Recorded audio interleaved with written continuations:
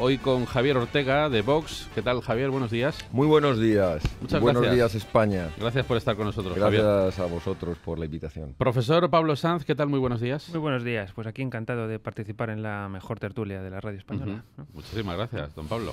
Es así, la verdad es que es una alegría ir recorriendo España, tanto el presidente nacional, en mi caso como secretario general, o cualquiera de los portavoces, ir viendo que las previsiones de los equipos provinciales a la hora de alquilar los espacios, los locales, se desbordan. No hay acto que no se duplique, no hay acto en que no se nos vayan quedando los asistentes de pie en la puerta. De hecho, lamentablemente, y pido desde aquí disculpas, en el acto de Gijón de este fin de semana no se quedó gente en la calle que no pudo entrar por cuestiones del aforo. En Santander también una recepción extraordinaria. El otro día Santiago Abascal en Zaragoza, un acto con más de 600 personas. Tenemos que tener en cuenta que son actos que no estamos dentro de una campaña electoral. Y reunir un viernes, por ejemplo, por la tarde, un jueves, un sábado, Sí. que bueno, que todo el mundo tiene sus cosas que hacer, pues es un acto que nos agrada. Y con respecto al Tribunal Supremo, es verdad que esta semana ha sido interesantísima desde el punto de vista procesal. Han pasado los primeros 9 procesados en las indagatorias, pero claro, ha sido la semana de la infamia de Montoro, donde hemos tenido que escuchar cómo Montoro, tras sus declaraciones, se convertía en el mejor testigo para los procesados. Y también la reacción extraordinaria del magistrado instructor del Supremo, inmediatamente diciéndole: venga usted aquí a capítulo y explíqueme mediante un informe qué es esto que dice usted de que no se ha malversado ni un euro de dinero público en el golpe de Estado, a lo cual nosotros añadimos que evidentemente si no nos convence ese informe le citaremos como testigo sin perjuicio de estudiar muy detenidamente si hay posible delito de encubrimiento o delito de falsedad incluso del ministro Montoro. Así que, bueno, esto es la realidad, y la realidad es porque quedó constatada una vez más que mienten porque cuando salen diciendo ante un medio de comunicación que no se ha gastado un duro, y el magistrado instructor dice: pues mire usted, ahora voy a decretar, ahora mismo decreto el levantamiento del secreto sumario, y resulta que no es un duro, sino que son de momento cerca de 2 millones de euros. Pablo. Bueno, está clarísimo que el tema de Montoro pues es un tema muy preocupante, ¿no? Porque convierte al ministro de Hacienda, nada más y nada menos que al ministro de Hacienda, en el mejor abogado defensor de la causa secesionista. Ya no solamente que sea el testigo, ya no es cuestión de que sea el testigo, ¿no? Sino que es el abogado defensor, porque está obviando, primero, que hay un informe, ¿no? Hay un informe de la Guardia Civil. Bueno, hay 2 informes, pero hay uno que ya cifra en casi 2 millones, ¿no? Como bien ha dicho Javier, ¿no? Por lo tanto, yo no digo que sea un testigo, sino voy más allá. El ministro de Hacienda se ha convertido en un abogado defensor de precisamente los secesionistas, ¿no? Cosa que me parece todavía más grave. Aquí no hay casualidades ninguna. Todo tiene una relación causa-efecto. Rajoy está pactando con el PNV una serie de componendas y contraprestaciones a su apoyo en los presupuestos. Por un lado, no nos cabe duda que están los acuerdos respecto a la banda terrorista ETA, acercamiento de presos y otras históricas peticiones. Y por otro lado, está en que los socios de los golpistas catalanes, que son los golpistas o próximos golpistas, porque ya están preparándose, ya están anunciando que va a haber referéndum también en el País Vasco, los próximos golpistas, con sus socios, en el mismo objetivo de destruir España, le están diciendo: oye, levanta el acelerador, levanta la espada sobre nuestros socios de Cataluña, y por tanto intenta que esto quede en nada. Es decir, bueno, pues un delito de desobediencia, una multa, y como Artur Mas a pasearse por la calle. Como no lo han conseguido, o no lo consiguieron presionando al fiscal Maza, como no lo han conseguido presionando a los fiscales del Supremo, como no lo van a conseguir jamás intentando presionar a esta acusación popular, pues entonces van a otro tipo de componendas y van a ver si logran el que Montoro les eche un cable diciendo: no, malversación no hay, así que ya, pues mire, como rebelión no hay porque no enseñamos los vídeos donde se ve la violencia evidente constatada por Guardia Civil y Policía Nacional, pues entonces ya el delito de rebelión no puede ser, y el de malversación, que estaba entre dudas, hombre, si lo dice el ministro de Hacienda, tampoco. Están echando un auténtico capote para ver cómo consiguen solucionar este tema, porque luego es una cadena. En el momento en que logren aprobar los presupuestos, pues a continuación ya pueden empezar a pensar en que se podría levantar el 155, que nos busquen un candidato de consenso, en fin, vamos a tapar el problema. Esto ha sido un intento de un referéndum ilegal, pero no se ha producido, no ha habido importancia, no ha habido un golpe de Estado, asunto zanjado. Eso es lo que busca este gobierno cobarde por no haberse enfrentado yo me pregunto... directamente a los golpistas. Yo estaba pensando, según escuchaba a los compañeros de tertulia, ¿qué puede estar pensando un militante, un votante, un simpatizante que todavía tenga el Partido Popular? Que seguro que alguno que me esté escuchando dirá, pues tiene muchos más, infinitamente más que Vox. Bueno, bien, bueno, pues esos muchos o pocos que tenga. ¿Qué estaría pensando cuando escucha esta traición despiadada a las víctimas del terrorismo? Claro. Nada menos que apuntando, aceptando una de las reivindicaciones históricas de la ETA, ya no del PNV, la ETA, que era primero el acercamiento, después las competencias penitenciarias, después las excarcelaciones bajo cuestiones de informes sanitarios, beneficios penitenciarios, es decir, al final el indulto de los terroristas. ¿Qué estaría pensando? Pues yo digo que, hombre, podrían plantearle, decir, vamos a consultar a 3 personas que hayan sido referentes del Partido Popular en relación con el País Vasco, con lo que significa la ETA. Y digo yo que podrían ir a preguntarle, por ejemplo, a Jaime Mayor Oreja, que fue ministro del Interior. Podrían ir a preguntarle, por ejemplo, a Iturgaiz, o podrían ir a preguntar a María San Gil, que han sido presidentes del Partido Popular en los momentos más difíciles. Que digo yo que su voz algo valdrá. O podrían ir a preguntarle a José Antonio Ortega Lara, que no solamente es un referente para el Partido Popular, que es un referente para todos los españoles por su resistencia ante la muerte y, sobre todo, cuando sobrepasa una situación tan dramática, que sus primeras palabras sean: gracias al señor ministro por no haber cedido ante la banda terrorista ETA, precisamente cuando mi vida podría haberse salvado sin correr el riesgo que corrió, gracias a que le salvó la Guardia Civil, si hubieran cedido en el acercamiento a los presos etarras. Bueno, pregúntenle a ellos 3 y probablemente de la respuesta que les dé ya no haya ningún afiliado, ningún militante del Partido Popular que tenga la menor duda de que ese partido es verdaderamente indecente en lo que está haciendo. Y por tanto, no solo ya que no le vote, sino que si es afiliado se dé inmediatamente de baja. Porque hay límites que no se pueden pasar. Aquí no estamos hablando de un problema de siglas, no estamos hablando de una discusión que si el máster de Cifuentes, estamos hablando de una cuestión de dignidad. Es que no se puede estar en un partido que es capaz de darle concesiones a la banda terrorista ETA. Por tanto, que vayan a sus referentes, que no nos escuchen a los de Vox, que vayan a sus referentes y que les digan: oye, vosotros que conocisteis esto, vosotros que fuisteis del Partido Popular, ¿qué os parece esto que está diciendo? Este hombre, yo solo con lo que ha dicho, ya hay 2 cuestiones que me llaman la atención. La primera se llama reconocimiento de culpa y la segunda se llama excusatio non petita, accusatio manifesta. Lo primero que dice es: el señor Montoro ha sido el primero en denunciar la malversación. Bueno, pues entonces es que ha habido malversación, ¿no? ¿Cómo sale diciendo un medio de comunicación que no ha habido? Claro. Yo no sé si ha sido el primero o no ha sido el primero. A mí me da que fuimos nosotros los primeros. Pero en cualquier caso, es decir, que hace 3 años el señor Montoro no estaba poniendo querellas, entre otros, por delitos de malversación. Pero si está diciendo fue el primero, bien, pues es que entonces me está usted reconociendo que hubo malversación. Entonces se está contradiciendo. ¿A qué viene el capotazo de este cacho? Y la segunda, el salir diciendo: no habrá impunidad, no habrá indultos. Bueno, es que eso lo dábamos por hecho. Pero vaya a ser que se está usted defendiendo. Excusatio non petita, ¿no? A usted nadie le ha pedido que se defienda, se está usted acusando. Qué falsos, qué hipócritas, es que además lo de qué poca vergüenza. Sí, o no. Entre Ciudadanos y Vox quizá no sea ni necesario para salvaguardar la soberanía nacional y la unidad territorial de España que el Partido Popular persista. Yo creo que al final la regeneración del Partido Popular es imposible. Es un partido que ha dejado de defender sus tradicionales ideales y se ha convertido en un aparato de gobierno, un aparato de poder. Además, un aparato de gobierno al servicio de las oligarquías, porque no hay que olvidar que el Partido Popular contribuyó a la privatización de los sectores estratégicos españoles, que luego ahora se está viendo que ha sido un grave error, junto con el Partido Socialista en los años 80, la reconversión pero industrial. Eso tiene mucho que ver con la entrada de España en la Unión Europea, con la política socialista de los años 80. Esas cesiones a Alemania y a Francia las estamos pagando ahora caro, siendo un país de sector servicios. Entonces lo que estamos pagando caro empleo precario. Es el entrar en la Unión Europea.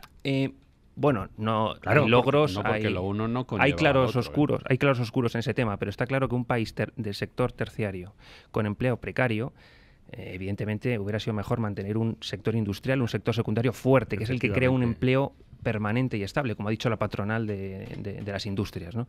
Eso por un lado, ¿no? Y por otro lado, es un partido abocado a unas inercias, ¿no? Inercias de poder, ¿no? Basadas en cesiones a los separatistas, precisamente, tanto en el País Vasco como en Cataluña. No hay que recordar que José María Aznar, con sus aciertos también, durante sus años de gobierno, tuvo que sacar adelante sus presupuestos con el PNV y con Convergencia y Unión. Entonces, al final, es un partido que está al poder y si tiene que ceder sus principios, los cederá. Yo creo que deberíamos ir a la lección 1, porque a veces con la realidad paralela esta en la que vivimos, parece que nos olvidamos de lo sustancial. ¿Qué son o qué deberían ser, no qué son, qué deberían ser los partidos políticos? Pues no deberían ser otra cosa que organizaciones civiles para trasladar a la vida política, a la ejecución política, las ideas, los principios, las formas de ver, la economía, el derecho.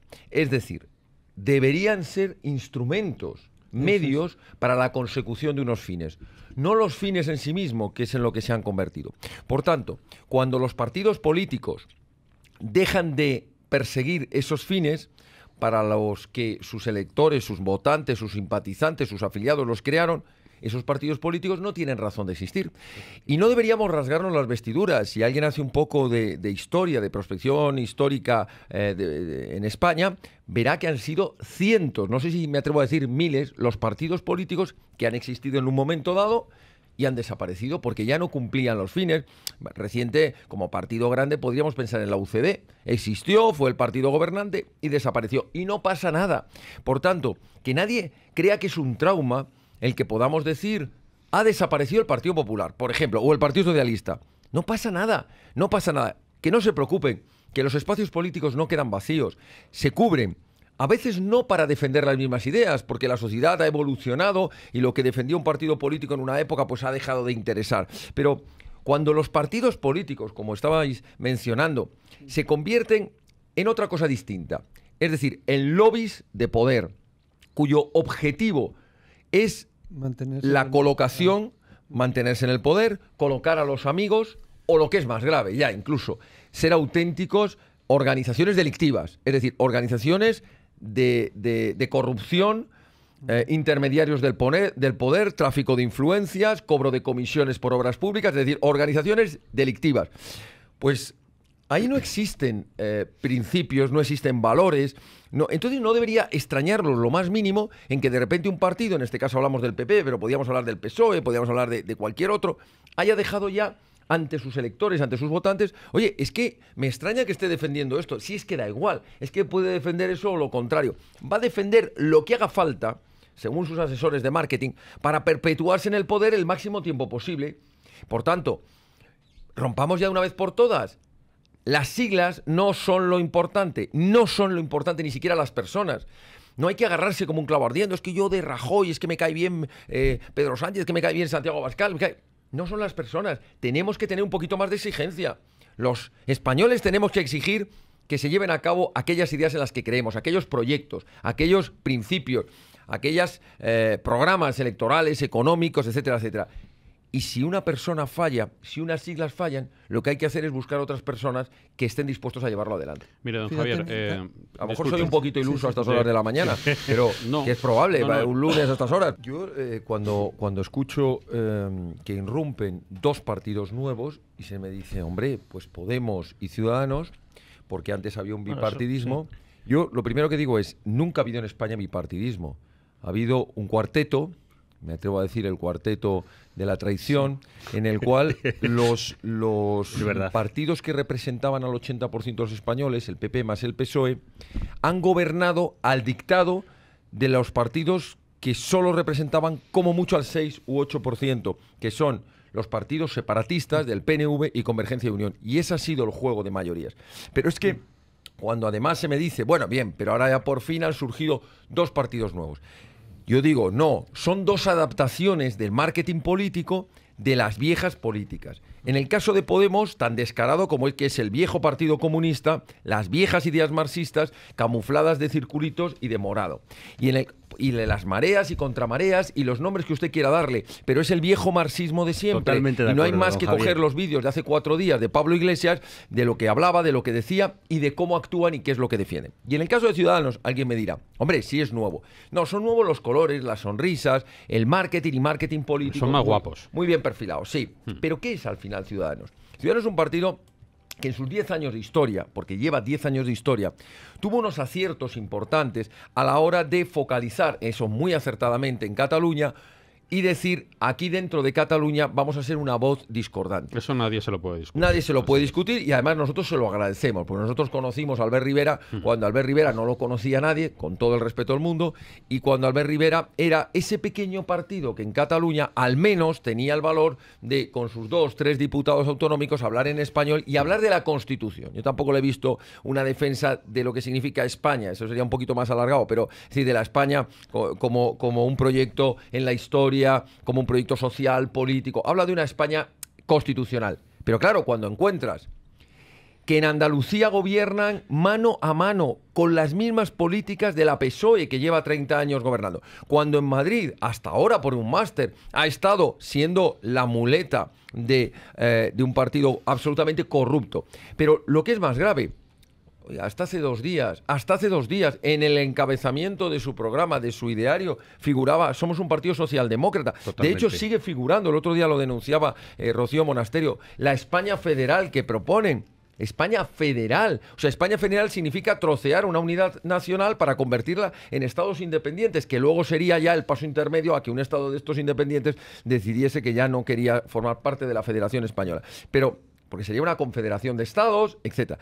Y la cuestión de... Bueno, pues a los hechos me remito. Hace 2 días salía publicada la carta de Albert Rivera dándose de baja de la UGT, por ejemplo, que tiene todo el derecho del mundo a estar en la UGT. Claro que sí. Si yo no entro en esa cuestión, yo lo que entro es que, al final hombre, es blanco y en botella. ¿qué es lo novedoso? Leches. ¿Qué es lo novedoso? ¿Qué es lo novedoso? No, de todas formas, no hay que olvidar que Podemos es una marca, ¿eh? Son unas siglas, pero que realmente no es un partido político unitario ni nunca lo ha sido.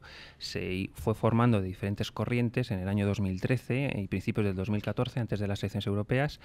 En cada parte de España tiene un discurso, precisamente porque se genera a través de grupos de descontentos, indignados, que van fraguando ahí ciertas plataformas, ¿no? Entonces, bueno, básicamente en Común Podem, en Marea, Unidos Podemos, Compromís, Catalunya Sí que es Pot, o sea que son al final conglomerados donde no hay unos portavoces claros, cada uno dice una cosa, ¿no? Monedero decía una cosa, Íñigo Errejón decía una cosa, Pablo Iglesias, Vescansa, etcétera. O sea, que al final es un guirigay total, es un partido que es una sigla, y luego, pues al final ellos son conscientes de que a nivel de Estado no van a nunca llegar al poder. Entonces se tienen que enrocar en autonomías y en grandes ciudades, porque van a ser el 4º partido político, está clarísimo, a pesar del apoyo mediático que han tenido, de sus extrañas fuentes de financiación, lo máximo que han llegado han sido a 70 diputados, y hay que tener en cuenta que ya no van a, si la situación económica se contiene, pues no van a tener más recorrido. Un rato en la tertulia estábamos hablando del Partido Popular y yo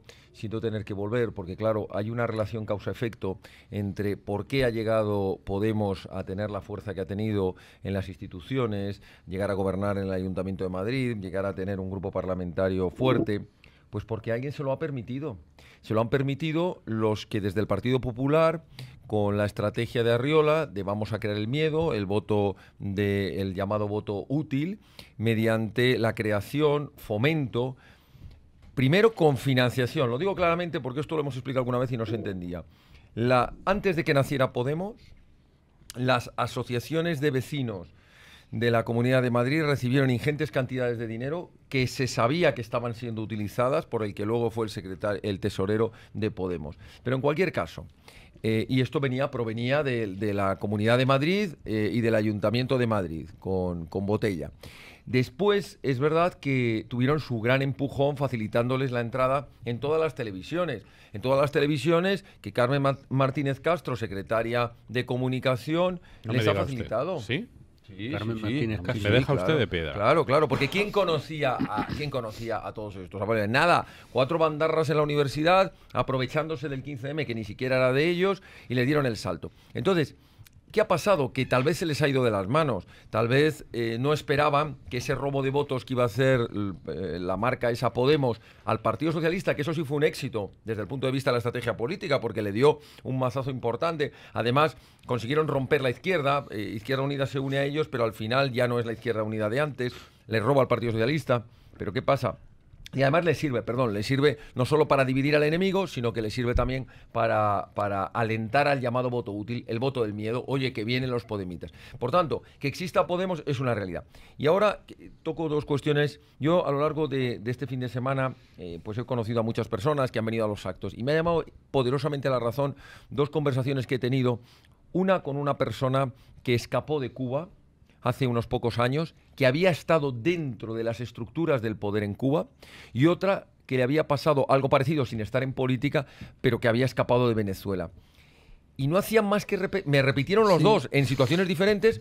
Esto ya lo vivimos. Nosotros hemos vivido esto. Son las mismas técnicas, las mismas estrategias de poder. Podemos no es otra cosa que lo que ocurrió en Venezuela hasta que desembarcaron finalmente en una dictadura. Y quien no lo quiera ver, pues es que no sabe cómo funcionan. La forma de utilizar el lenguaje, la forma de hablar de las castas, la forma de querer ser una alternativa para quedarse luego con el poder. Entonces, es verdad que Podemos, con eso concluyo, es verdad que Podemos son unas ideas muy peligrosas porque son las ideas del totalitarismo, del marxismo, pero también es verdad que hay otros, desde el gobierno, del Partido Popular, que le han facilitado todos los medios para que llegue a donde ha llegado. Si no, no hubiera pasado de ser lo que era un partido minoritario, un partido tipo, pues lo que llegó a ser Izquierda Unida o el Partido Comunista. Julio Anguita era una persona honrada, te digo, lo que yo conozco, me parece que sí lo era. Honrada en el pensamiento, porque defendía lo que creía, y honrada en el bolsillo, porque no hay muestras de que se aprovechase. Ahora, comunismo y honrado, o comunismo, por supuesto, ahí es como el fuego y el hielo. Hombre, lo que pasa es que dentro de lo malo, pues hay escalas de malo. Siempre, que eso es cierto. Por lo menos Julio Anguita algunas lecturas sí tenía, demostrables. Profesor de historia. Mientras que estos botarates, ni siquiera los que mandan, podríamos decir eso de ellos, pero en fin. Él tenía una famosísima frase que era programa. O sea, como diciendo, bueno, por lo menos llegamos a construir esto y sobre esto vamos a intentar construir, ¿no? Y sobre el modelo de Estado, perdóname, Pablo, y no es por llevarte a la contraria, pero yo he escuchado me pasaron una vez un vídeo sobre una conferencia suya, de las últimas que dio, invitado por una asamblea, creo que era de Izquierda Unida, y su defensa del derecho a la autodeterminación era clarísimo. Es decir, para él era perfectamente legítimo que se hiciese un referéndum en Cataluña. Nada nuevo. Creo que era en torno al 2014, cuando lo del referéndum de Artur Mas. Le parecía absolutamente normal, y si se decidía que había que romper España, se rompía. Dentro de la izquierda... Esta historia de que era digamos, de que defendía un modelo de Estado, bueno, pues... luego, por cierto, los estados soviéticos eran los que permitían hacer muchos referéndums a sus satélites, ¿no?